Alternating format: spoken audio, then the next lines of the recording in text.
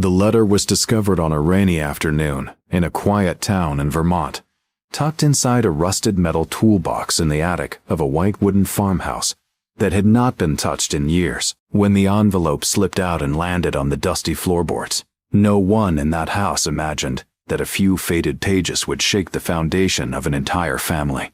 The name written on the front was one everyone in town recognized, and the date beneath it was exactly 20 years old. Before we go any further, if you believe in second chances, in hidden truths that deserve to be heard, and in the power of forgiveness, take a moment to like this video, comment, share it with someone who needs hope, and subscribe to the channel. Stories like this remind us that even after decades, the heart can still heal. Ethan Walker had grown up in that farmhouse. At 43, he had returned to it, not because he wanted to relive memories, but because his father had passed away the previous winter, leaving the property legally and emotionally unfinished. The house stood on the edge of a quiet lake, surrounded by tall maple trees that turned fire red every fall. From the outside, it looked peaceful. From the inside, it carried years of silence. Ethan had always been known in town as a steady man.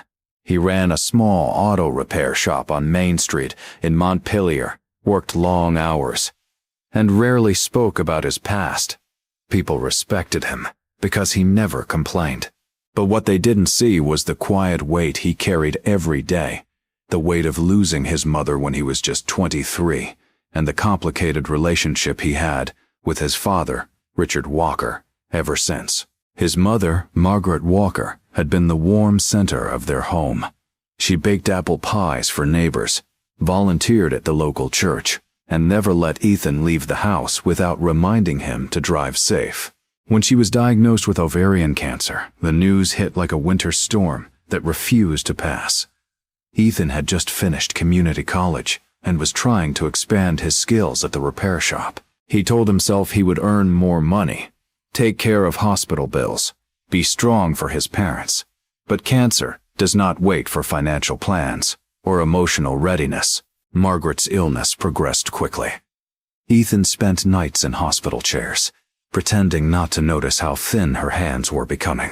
Richard, his father, reacted differently. He became distant, focused on paperwork, insurance calls, and medical forms. He rarely cried in front of anyone. Instead, he built a wall of practicality around himself.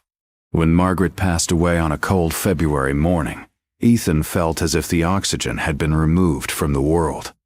Richard stood beside him at the funeral, stiff and silent, barely speaking to anyone.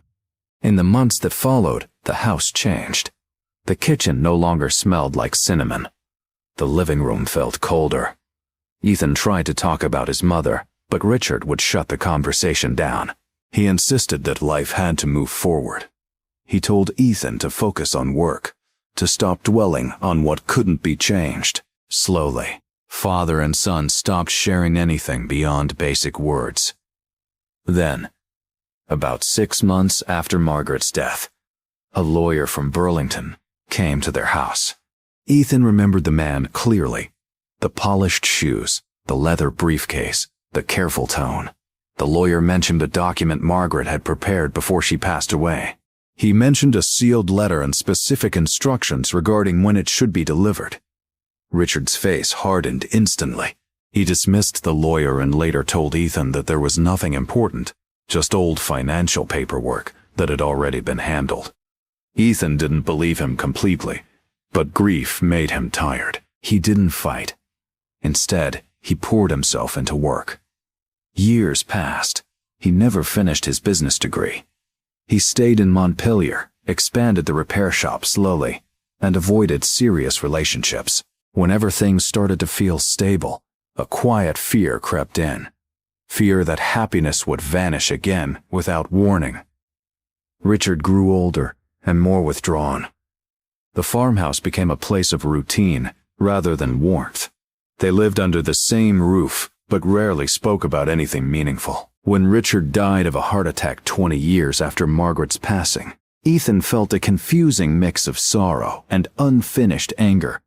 At the funeral, Townspeople spoke kindly of Richard's discipline and work ethic. No one mentioned the silence he carried inside. A few months later, Ethan decided to clean out the attic before selling the farmhouse. He climbed the narrow wooden stairs one gray afternoon while rain tapped against the roof. The attic smelled of dust and old wood.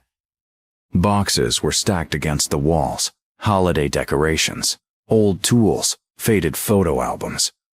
He opened a metal toolbox he didn't recognize. Inside were yellowed receipts, a few rusted mails, and at the very bottom, an envelope wrapped in plastic. The plastic was brittle with age.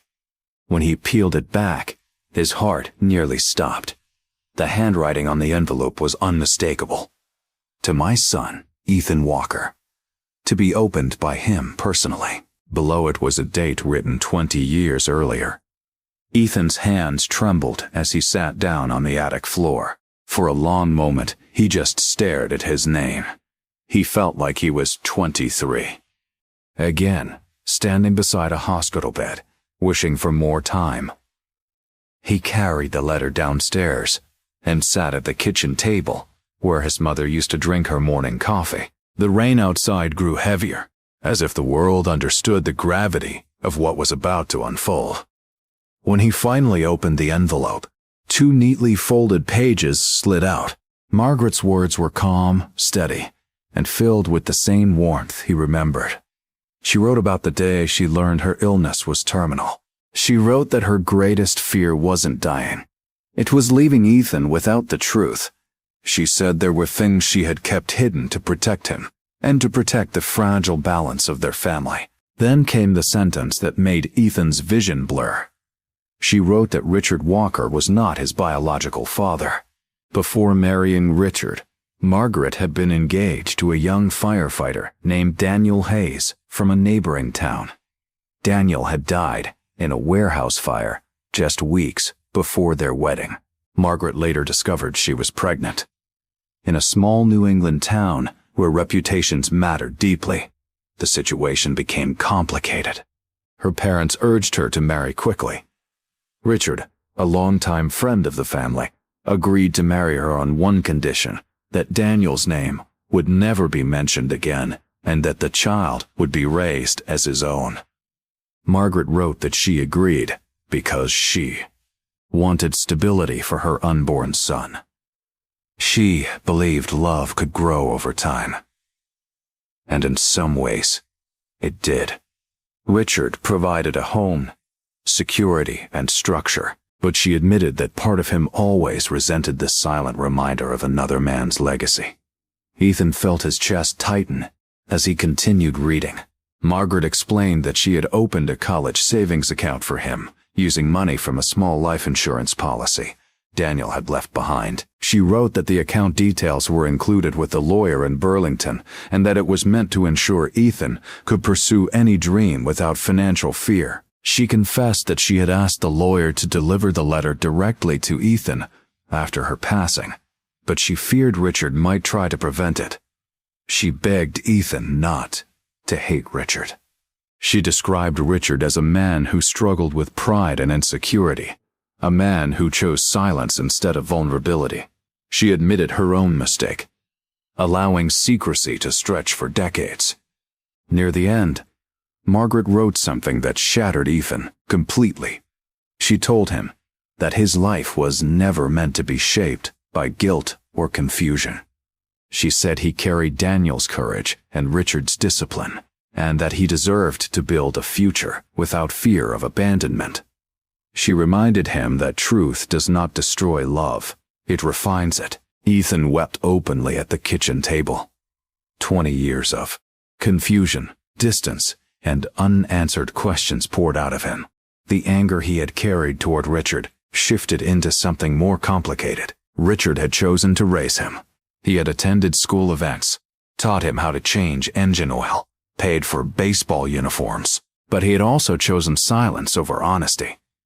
The next morning, Ethan drove to Burlington and met the same law firm, now run by the son of the original attorney.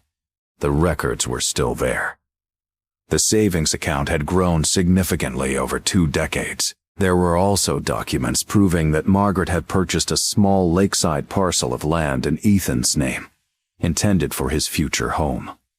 Ethan realized something painful and beautiful at once.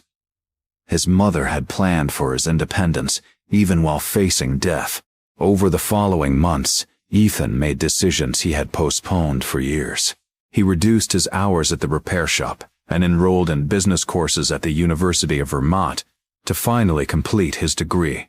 Sitting in classrooms with younger students felt awkward at first, but he pushed through the discomfort. He also visited the town where Daniel Hayes had once lived. At the local fire station, he found an old framed photograph of a young firefighter with determined eyes and a confident smile. Seeing that face felt like looking into a mirror shaped by time. He learned about Daniel's bravery. Dead, during the warehouse fire. He listened to stories from retired firefighters who remembered him as fearless and compassionate. For the first time in his life, Ethan felt a deeper understanding of who he was. He wasn't a mistake or a secret. He was the product of love, sacrifice, and complicated choices. One quiet evening, he stood by Lake Champlain as the sun dipped below the horizon, painting the sky orange and gold. He thought about Richard. He acknowledged both the protection and the silence. He chose not to let resentment define him any longer. Instead, he decided to honor both men in different ways. Daniel for his courage, and Richard for raising him despite inner conflict. If this story has touched your heart, if you believe that truth, no matter how delayed, can change a life, please like the video, subscribe to the channel, and share it with someone who might need hope today.